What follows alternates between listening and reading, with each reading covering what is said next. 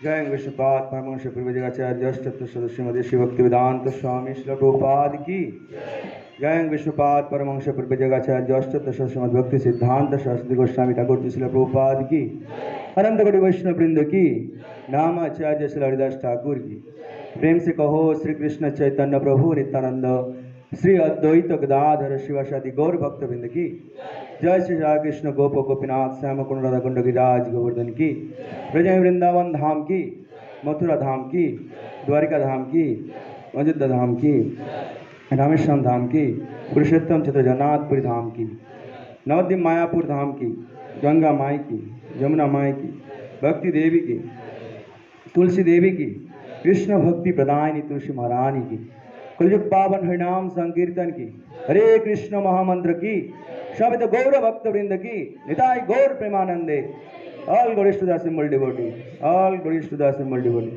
all glories to the assembled devotee, all glories to Subharan Shri Gauranga. Om Namo Bhagavate Vasudevaya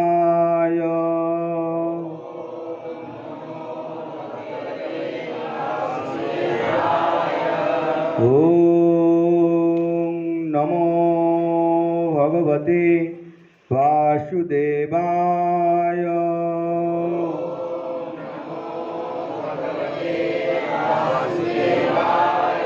ओम नमो भगवते वासुदेवाय।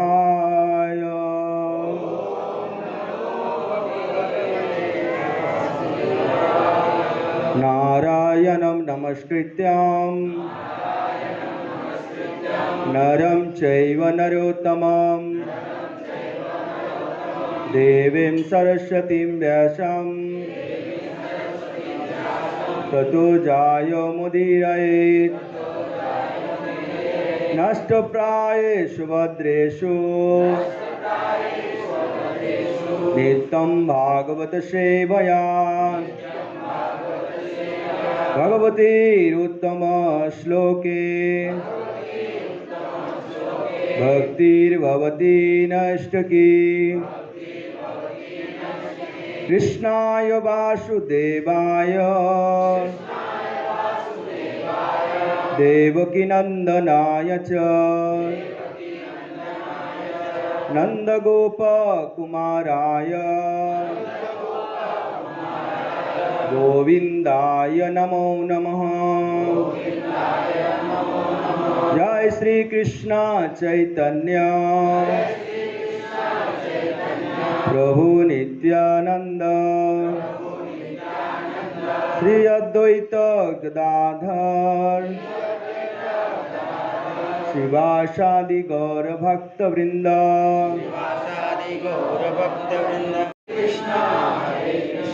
कृष्णा कृष्णा हरे हरे हरे राम राम राम हरे हरे। हरे कृष्णा। सर्वप्रथम आप सभी वैष्णवों के श्री चरण कमलों में मेरा कोटि कोटि प्रणाम। क्योंकि ये जो व्यास आसन है, इस आसन में बैठने का जो साहस किया हमने, ये आप सभी का आशीर्वाद के कारण ही है। क्योंकि इस आसन में बैठने का जो योग्यता वो हमारे पास नहीं है, लेकिन सारे भक्तों प्रभु जी गण महाराज के जो यात्रा है श्रीधाम पूरी, कम से कम 12 से 12,500 भक्त वहाँ पे गए हैं। तो हम सब का इतना सौभाग्य नहीं हो पाया जो हम वहाँ जा नहीं पाए, महाराज जी का संग नहीं ले पाए। तो इसलिए हम बहुत दुखी है। परंतु जहाँ भी भगवान की कथा होती है, गुणगान होती है, कीर्तन होती है, वो श्रीधाम ही है। क्योंकि भगवान वहाँ उपस्थित हो जाते हैं। तो ऋषिकाचार्य प्रभु ने लास्ट टाइम जो है दामोदर कथा की है। कार्तिक मास चल रहा है, तो दामोदर लीला के बारे में हम सब सुने हैं काफ़ी टाइम। तो हम सोचते हैं कि जो इसी दामोदर महीना में एक्चुअली भगवान ने बहुत सारी लीला की, और इस जो कार्तिक महीना है जो दामोदर मास कहते हैं, एक्चुअली ये राधा रानी का महीना है और भगवान के सबसे प्रिय महीना है। और जो 12 महीना है सभी महीनों में जो है ये सर्वोत्तम महीना है, मास, कार्तिक मास। तो आज हम श्रवण करेंगे ये कार्तिक महात्म्यों के बारे में। जो कार्तिक महीना में हमें क्या करना चाहिए, क्या नहीं करना चाहिए,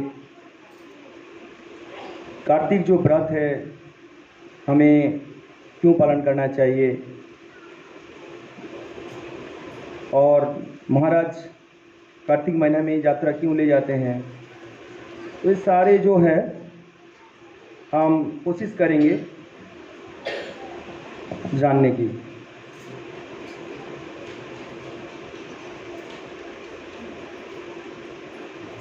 तो ये जो कार्तिक महात्मा के बारे में अलग अलग शास्त्रों में इनकी काफ़ी चर्चा हुई है। स्कंद पुराण, पद्म पुराण, हरिभक्ति विलास, तो ऐसे बहुत सारे शास्त्रों में इसकी चर्चा हुई है। तो स्कंद पुराण का एक हम श्लोक ले रहे हैं।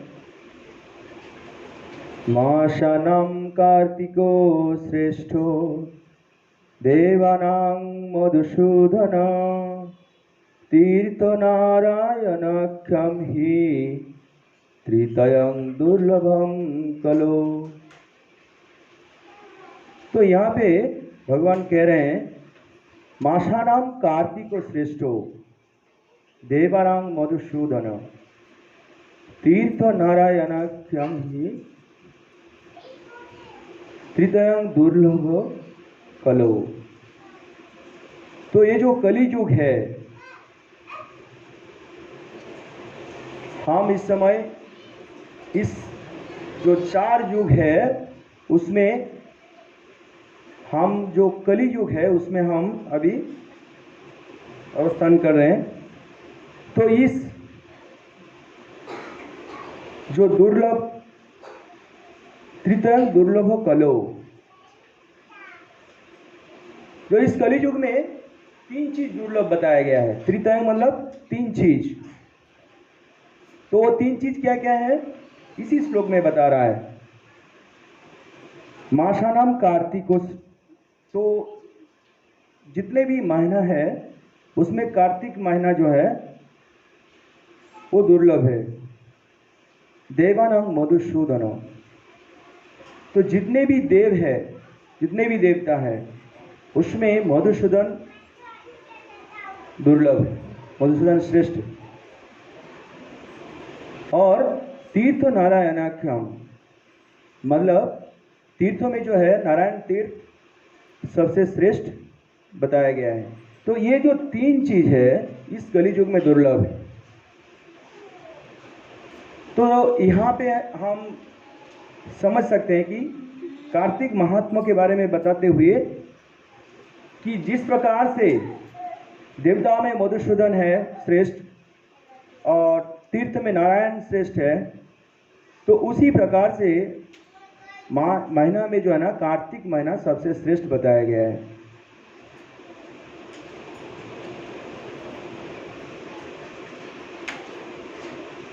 तो इस कार्तिक महीना में क्या क्या करना चाहिए, कौन सी चीज हमें करना चाहिए, ठीक है। तो इसमें शास्त्रों में 21 चीजों के बारे में बताया गया है।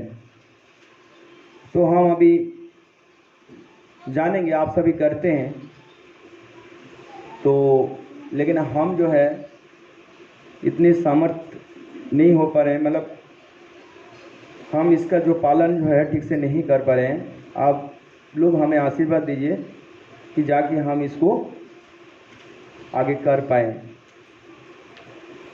पहला बताया गया है ब्रह्म मुहूर्त में जागना। बाकी टाइम पे ठीक है, पर कार्तिक महीना में जो है, कार्तिक महीना का लाभ लेने के लिए हमें ब्रह्म मुहूर्त में जागना चाहिए। ऐसे तो भक्तगण जो है ब्रह्म मुहूर्त में जागते ही हैं, मंगला आरती करते हैं, भगवान का जप करते हैं। लेकिन स्पेशली कार्तिक महीना में जो नहीं करते हैं बाकी समय, तो कार्तिक महीना में वो करे जरूर। ब्रह्म मुहूर्त में स्नान करना चाहिए। स्नान का भी अलग अलग महात्मा है, ठीक है। तो अलग अलग समय पे जैसा 3 गुण है, सत्व रज तम, तो उसी प्रकार जो है ना स्नान का भी उसी 3 गुणों में आता है। ब्रह्म मुहूर्त में स्नान करेंगे तो सत्व गुण का इसमें आएगा, और शायद 7 के बाद ही है जो है वो रजोगुण में आएगा। और उसके जो दोपहर को कोई करता है, कोई शाम को करता है। एक्चुअली स्नान 3 टाइम करना चाहिए, लेकिन ब्रह्म मुहूर्त में पहला स्नान होना चाहिए। मैं पहला स्नान की बात कह रहा हूँ यहाँ पे। पहला स्नान जो है कोई 2 बजे करता है दोपहर को, कोई शाम को करता है, तो वो अलग अलग गुण से प्रभावित होते हैं। और क्या करना चाहिए, ये 2 आप लोग गिनिए इसको। मतलब पहला हो गया ब्रह्म मुहूर्त में जागना चाहिए। 21 चीज़ के बारे में बताया गया है। पहला ब्रह्म मुहूर्त में जागना चाहिए, दूसरा ब्रह्म मुहूर्त में स्नान करना चाहिए, तीसरा जो है मंगल आरती करना चाहिए। मुझे लगता है हम सभी के घर में भगवान की विग्रह होगा, भगवान की चित्रपट होगा, ऑल्टर होगा छोटा सा घर में, और सब लोग मंगल आरती करते होंगे। तो स्पेशली कार्तिक महीना में मंगल आरती करना चाहिए। तीसरा, चौथा क्या है, अधिक से अधिक भगवान का नाम का जप करना चाहिए, और खाली 16 माला नहीं, 16 से भी अधिक करना चाहिए। और जो उसकी गुणवत्ता है, जो क्वालिटी है, उसमें भी थोड़ा ध्यान देना चाहिए। मतलब नाम पे ध्यानपूर्वक नाम करना चाहिए। 5वां जो है, अधिक से अधिक वरिष्ठ भक्तों के मुखारविंद से श्रीमद् भागवत का श्रवण करना चाहिए।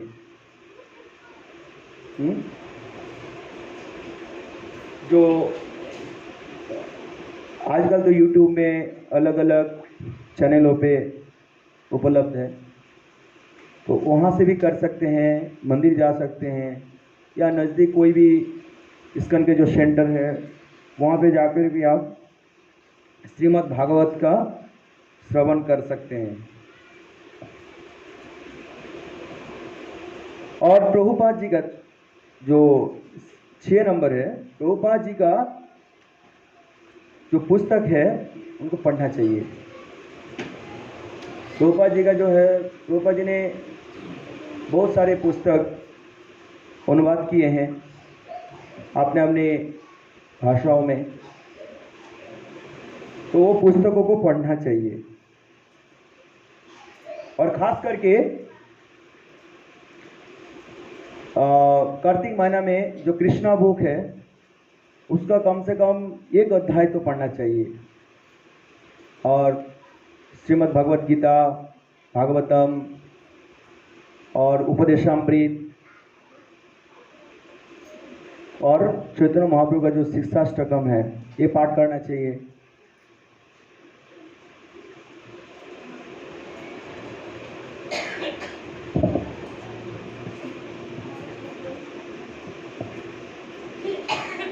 सात नंबर जो है, कार्तिक महीने में भगवान का स्मरण करना चाहिए। एक्चुअली हम भगवान का स्मरण कम करते हैं। सांसारिक जो चीज़ें हैं, ड्यूटी जाना है, आदि आदि काफ़ी सारे जो हमारे जीवन में जो प्रॉब्लम आता है उनके बारे में हम स्मरण करते हैं। लेकिन कार्तिक महीने में थोड़ा सा उससे विरत रह करके हमें भगवान का ज़्यादा से ज़्यादा स्मरण करना चाहिए।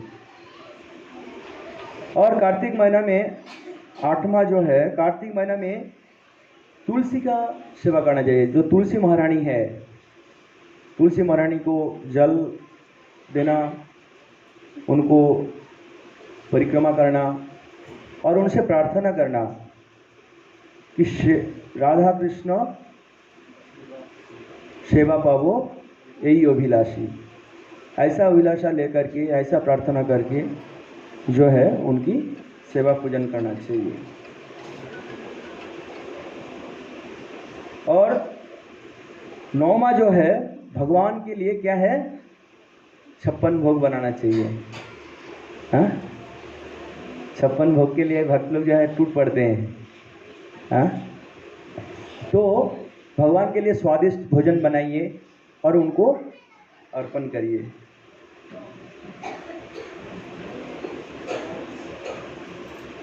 और कार्तिक महीना में जो है सिर्फ प्रसाद सेवन करना चाहिए। हाँ, इधर उधर का नहीं खाना चाहिए। कार्तिक महीने में सिर्फ भगवान को भोग लगाया हुआ और मतलब अर्पण किया हुआ जो प्रसाद है वो ग्रहण करना चाहिए। और जो बासी अन्न है, जो 3 घंटे से ज़्यादा हो जाता है या जो रात का बना हुआ सुबह खा रहे हैं, तो ये जो है कार्तिक महीने में त्याग देना चाहिए। 11वां जो है कार्तिक मास में ब्रह्मचारी व्रत का पालन करना चाहिए। मतलब अपना बिस्तर त्याग देना चाहिए। अपना जो डेली का जो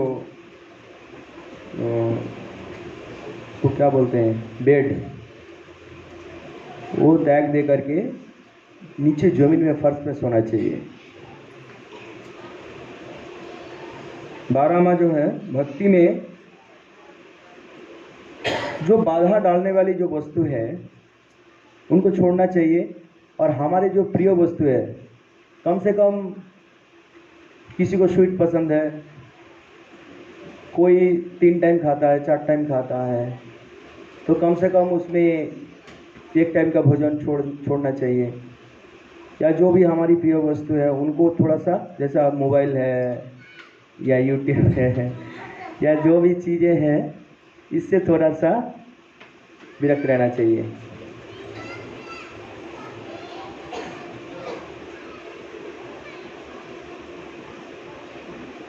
और आप लोग करते ही हैं और बहुत सुंदर सेवा किया इस बार रथ यात्रा में। रथ यात्रा भी कार्तिक महीना में ही आया इस बार।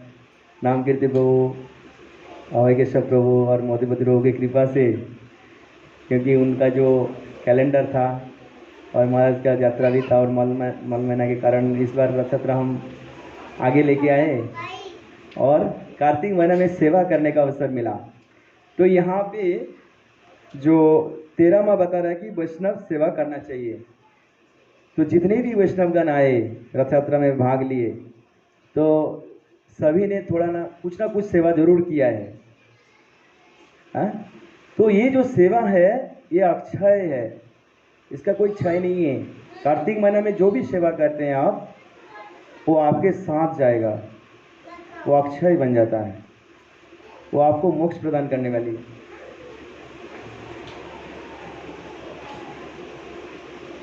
14वां जो है गो सेवा करना चाहिए, गाय की सेवा करनी चाहिए, जो भगवान ने हमेशा करते हैं। और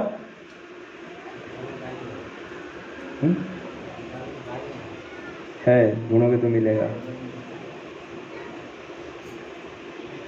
और भागवत के अनेक स्तोत्रों का पाठ करना चाहिए। 15वां ये जो है श्रीमद् भागवत में, जैसा गजेंद्र स्तुति है और कुंती वाराणिका स्तुति है, तो ऐसे अनेकों स्तुति मिलेगी आपको।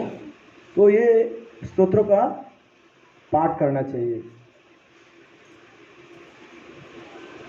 16वां जो है गोपी गीत का पाठ करना चाहिए, क्योंकि रासलीला वगैरह जो भी है ये इसी महीने में आता है, तो इसमें गोपी गीत का पाठ करना चाहिए। और आप लोग हर दिन कर रहे हैं, दामोदर अष्टकम का पाठ करना चाहिए। जो दामोदर लीला हम गाते हैं और दीप दिखाते हैं, जो दामोदर अष्टकम गाते हैं, तो उसका पाठ करना चाहिए। और 18वां जो है दीप दान करना चाहिए। दीपदान करने का विधि इस प्रकार है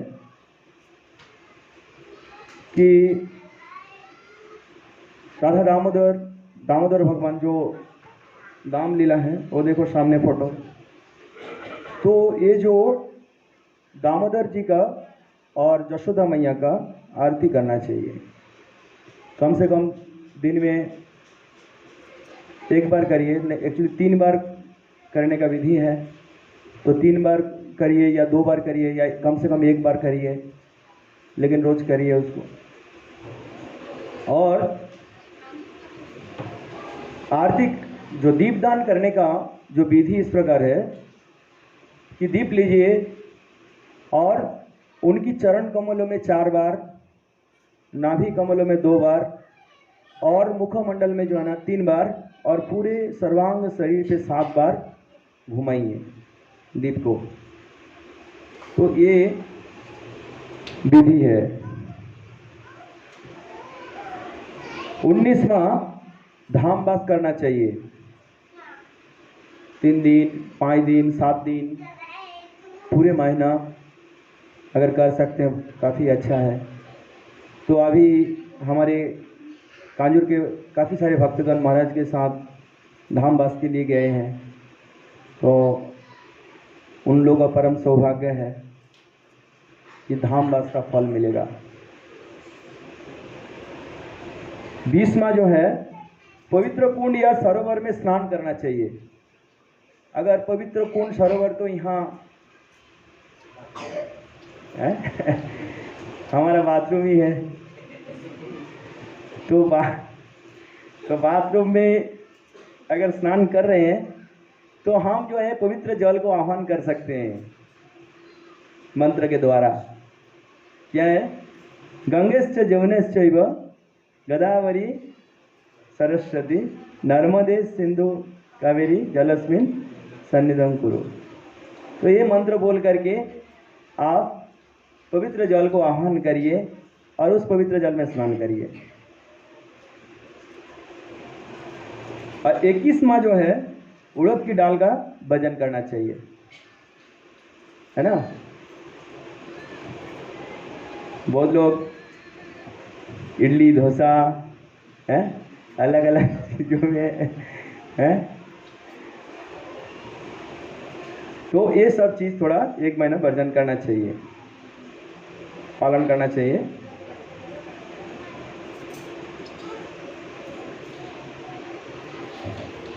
और एक श्लोक आता है इसमें, दुर्लभो मानुषो देहो देहिनां क्षणभंगुर तत्रापि दुर्लभ कालो कार्तिको हरिवल्लभ। तो कार्तिको हरिवल्लभ, हरिवल्लभ मतलब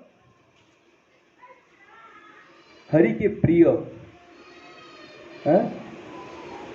जो हरि के प्रिय जो है सबसे क्या है? कार्तिक है, कार्तिक महीना। दुर्लभ मानुष देहो, जो ये मानव तन है, मनुष्य शरीर है, ये सबसे दुर्लभ है। आप लोग सब पीछे पीछे क्यों बैठे हैं? थोड़ा आगे आगे आ जाइए माता जी लोग, पीछे जगह ही नहीं बच रहे हैं। आप लोग थोड़ा आगे आगे आ जाइए।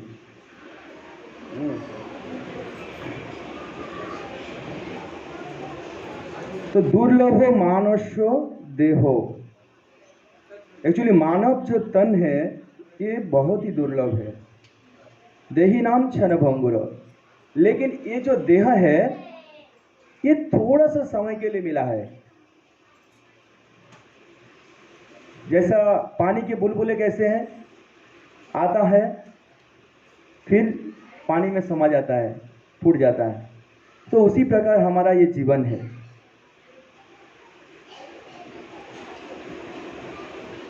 तत्रापि दुर्लभ कालो कार्तिक हरिवल्लभ। एक्चुअली इस दुर्लभ मनुष्य जीवन में भी जो थोड़ा सा समय मिला है, और उस समय में जो कार्तिक महीना जैसा जो काल है, जो समय है वो बहुत ही दुर्लभ है, और वो जो समय है ये भगवान के लिए जो है बहुत ही प्रिय है। तो इसलिए इस कार्तिक महात्म में हम जान सकते हैं कि कार्तिक महीना हमारे लिए कितना महत्वपूर्ण है। तो इस कार्तिक महीना में हमें क्या करना चाहिए? सोना चाहिए, ज़्यादा से ज़्यादा सोना चाहिए, ज़्यादा से ज़्यादा भोग लगा के प्रसाद लेना चाहिए, और ज़्यादा से ज़्यादा घूमना चाहिए। नहीं, हमें ज़्यादा से ज़्यादा क्या करना चाहिए? भजन करना चाहिए, भगवान का स्मरण करना चाहिए, वैष्णव की सेवा करनी चाहिए। तो श्री कृष्ण उद्धव जी को कहते हैं हृदय मध्यम सुलभम सुदुर्लभम। ये जो मानव देह है, नृदेह, नृदेह मतलब नरदेह, ये जो मानव जो शरीर है ये क्या है? देखिए, आत्मा अपने आप को व्यक्त नहीं कर पाता है, तो इसलिए क्या है, ये शरीर का सहारा लिया है। ये शरीर एक माध्यम है। हम अगर आत्मा शरीर में होता, क्या आप लोग मुझे देख पाते? सूक्ष्म शरीर में देख पाते? नहीं देख पाते। तो आत्मा इसलिए क्या करता है? शरीर धारण करता है। और इस शरीर में हम एक दूसरे को देख सकते हैं, लेकिन हम सभी जो है ना, कोई स्त्री पुरुष नहीं है। हम सभी जो है कोई पशु पक्षी नहीं है, हम सब आत्मा है। लेकिन हम उस आत्मा को देख नहीं पा रहे हैं, लेकिन शरीर को जरूर देख पाते हैं। और शरीर देखते ही हम समझ जाते हैं कि ये सब आत्मा है। कैसे समझते हैं? अभी देखिए, दूर से देखो, गाड़ी जा रहा है, या प्लेन जा रहा है, या ट्रेन जा रहा है, तो आप ट्रेन के अंदर बैठे हुए ड्राइवर को दिख रहा है क्या? दूर से दिखाई देता है। लेकिन आप कैसे समझ जाते हो कि उसके अंदर ड्राइवर बैठा है? क्योंकि आपको पता है कि गाड़ी ऐसा मूव नहीं करेगा, और ऐसा मूव किया तो बहुत ही डेंजर है, सब भाग जाएगा। ऐसा अगर बिना ड्राइवर का अगर ट्रेन जा रहा है, और ट्रेन में कितने लोग बैठेंगे? कोई बैठना चाहेगा? नहीं, क्यों? डेंजर है। तो उसी प्रकार से ये जितने भी शरीर है, ये एक यंत्र है। उस यंत्र में हम आरूढ़ है। हम क्या है? आत्मा है। तो ये शरीर देखते ही हमको समझ जाना चाहिए कि इनके अंदर भी ड्राइवर बैठा हुआ है। ये शरीर जो है गाड़ी की तरह है।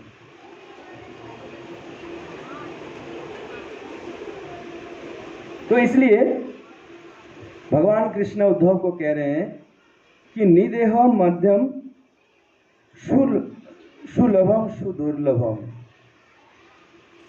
ये जो मनुष्य तन है, ये बहुत ही दुर्लभ है। ठीक है? क्यों दुर्लभ बताया गया है? आगे कहते हैं। लेकिन उसको कहने से पहले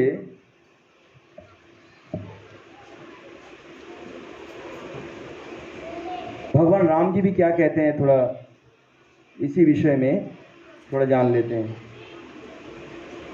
यही बात को लेकर भगवान राम ने जब अयोध्या में फिर से राजा बने, तो उन्होंने राम गीता लिखा। और राम गीता में क्या लिखा? बड़े भाग मनुष्य तन पावा, सुदुर्लभ मुनि संतर गावा, साधन दाम मोक्ष कर द्वारा, पाई न जोई पर लोक सवारा। क्या कह रहे हैं?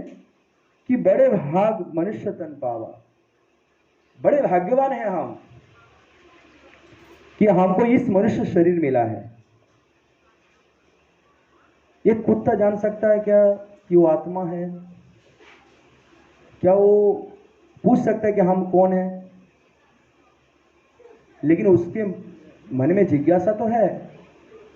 आप कभी कुत्ते को झांक के देखो, उसके आंखों में आंखों डाल के उसको देखो, आंख डाल के देखो, तो आपको दिखाई देगा कि वो भी कुछ पूछना चाहता है, लेकिन उनको वो भाषा नहीं दिया है या उनको वो बुद्धि नहीं दिया है जो आपको मिला है। तो इसके लिए जो है ना, ये शरीर का दुरुपयोग मत करिए, इस शरीर का जो है सदुपयोग करिए। ये शरीर मिला है सिर्फ भजन करने के लिए, सिर्फ भगवान की भक्ति करने के लिए, तो इसका लाभ उठाइए। तो राम गीता में भी भगवान यही कह रहे हैं, बड़े भाग मनुष्य तन पावा, सुदुर्लभ मुनि संतर गावा। एक्चुअली संत लोग भी यही कह रहे हैं।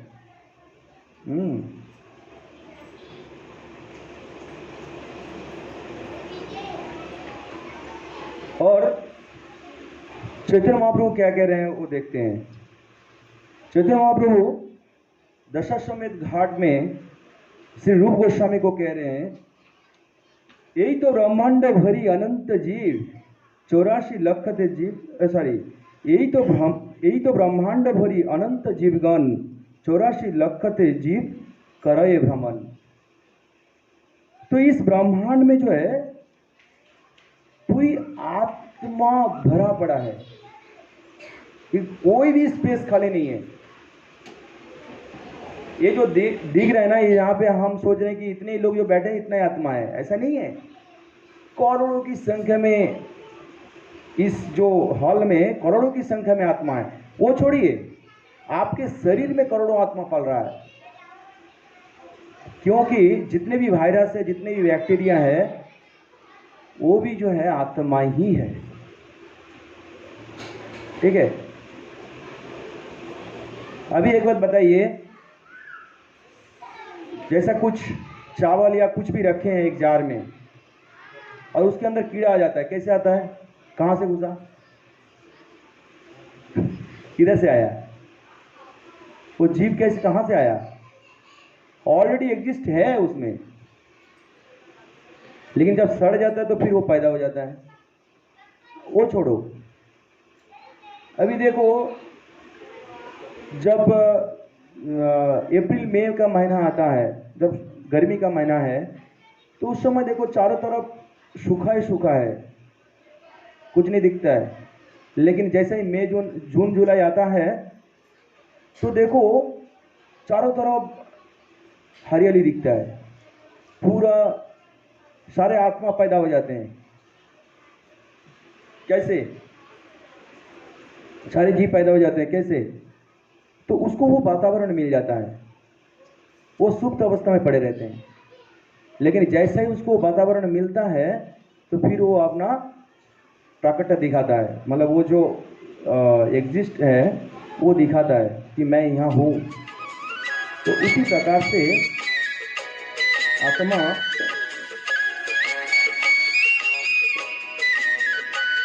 तो इस ब्रह्मांड में जो है भगवान कह रहे हैं चैतन्य महाप्रभु कि यही तो ब्रह्मांड भरी अनंत जीवगण, अनंत जीव क्या कर रहे हैं, 84 लाख जीव कर रहे भ्रमण।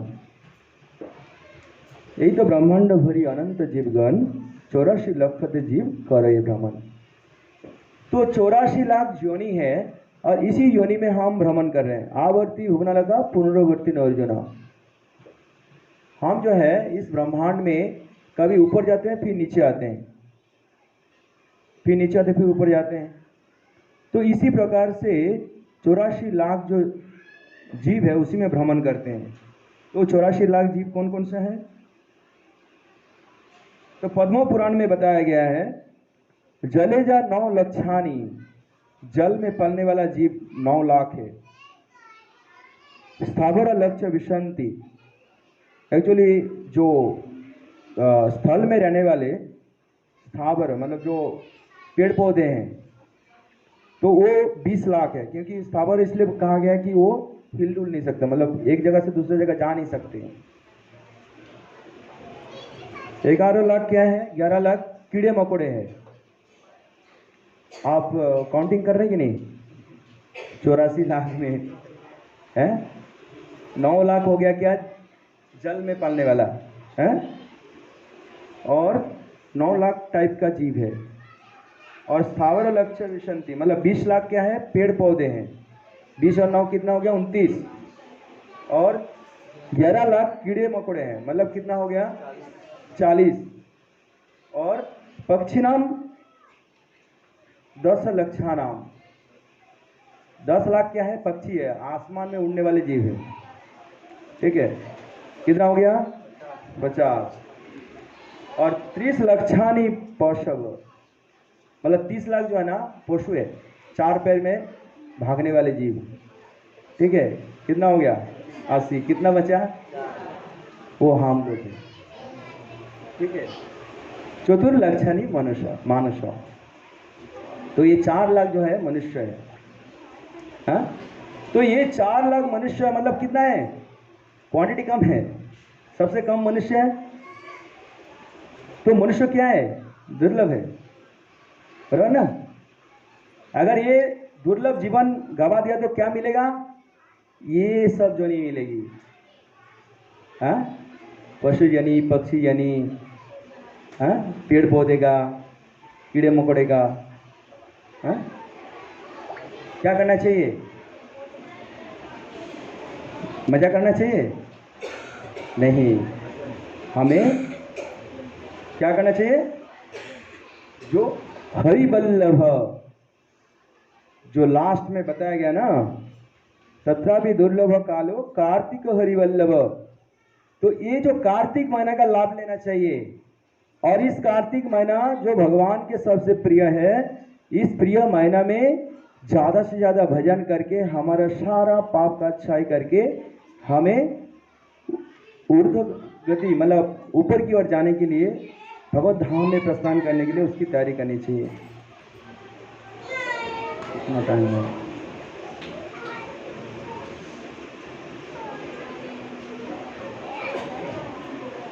थोड़ा जल्दी जल्दी खींच देते हैं।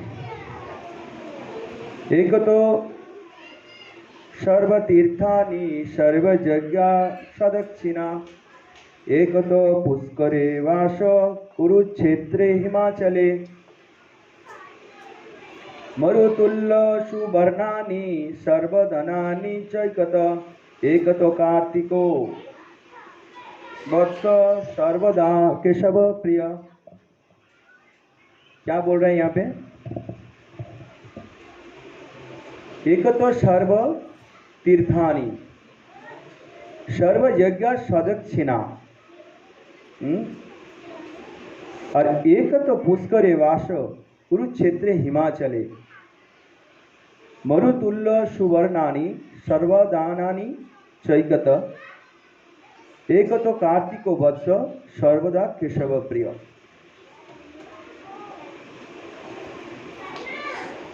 तो अगर सारे तीर्थ का फल, क्या क्या तीर्थ है, इस भारत भूमि जो है ना पुण्य भूमि कहता है। और इसमें आप जगन्नाथपुरी ले लीजिए, वृंदावन ले लीजिए, मायापुर ले लीजिए, हरिद्वार ले लीजिए, ऋषिकेश ले लीजिए, कुरुक्षेत्र ले लीजिए, रामेश्वरम, वैष्णो देवी, कितने सारे तीर्थ है। प्रयाग ले लीजिए, द्वारिका ले लीजिए, उज्जैन, कितने सारे तीर्थ है। लेकिन सारे तीर्थ का फल एक तरफ, सर्व यज्ञ सदक्षिणा, अगर आपने बहुत सारे यज्ञ किया उसका भी फल एक तरफ, और एक तो पुष्कर वास, जो पुष्कर जैसा तीर्थ में अगर वास किया उसका फल, और कुरुक्षेत्र हिमाचले, अगर कुरुक्षेत्र में वास किया, हिमाचल में तपस्या किया, हिमालय में जाकर के, उसका फल, उसका पुण्य। और मरुतुल्य सुवर्णानि,